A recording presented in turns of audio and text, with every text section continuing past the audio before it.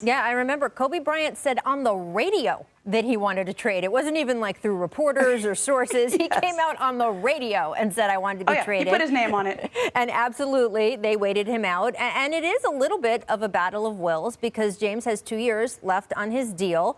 And there is a point, Fizz, I think, where the coaching staff and the front office can say, we don't care.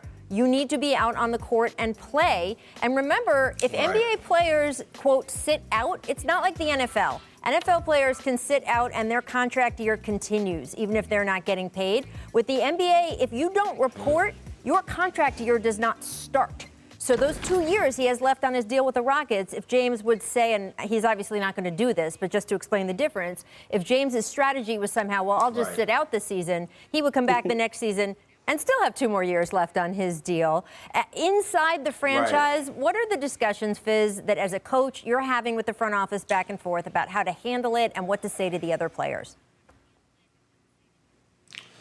Well, I think it first starts with sitting down with James and saying, okay, how do you want this to play out? And, you know, yes, we are actively shopping to trade you, but until we can, we all have to be pros and do our job.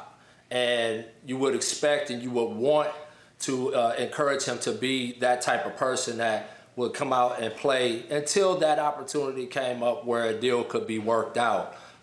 It doesn't look good for anybody if James doesn't show up. Well, and I think for Houston, like, you know, for Houston, Fizz, like, to me, the conversation is James going to play nice? Is he going to be, or is he going to be disruptive? If he can settle in with John Wall and they can get off to a decent start, that actually increases Houston's leverage. But if he's disruptive, if the team starts to crater, if this then they're really trading him from a place of duress. And I think that's what the organization has to determine. Now, I personally am in the camp that says he's under contract, he's a great player. You just don't get many chances to trade great players. Right. And if you trade James Harden in the wrong deal, your franchise is going to be digging out from under that trade for the next 5 to 6 years. So you wait until you get what you want for James Harden. And you have to tell him, help us help you. I mean, you know, there's a lot of players who've been in this situation.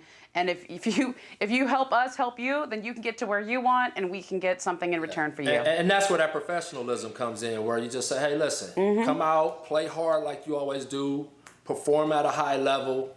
There's an expectation of James Harden when he steps on the court from fans and from everyone in the country around the world. Be that guy and just know that we're really pushing forward to try to help you get to the place that you want to be so we can make sure that everybody wins. And look, we talk about Kobe Bryant or Jimmy Butler. Every situation is different. And one of the complexities with this situation is that the team that James reportedly wants to go to is not a team that necessarily desperately needs him, right? They've got Kevin Durant and Kyrie Irving. So I guess it depends on how much KD and Kyrie say you absolutely, to the front office, have to go get James. But it's not a team that necessarily has to pay a sky-high price because they're desperate for James Harden. He would kind of be a luxury on that team. So that's going to change the leverage and the negotiations here as well. We'll have to see if there's anywhere else James might be interested in going, or this saga could end up for a long time. We'll keep watching Instagram. Who knows?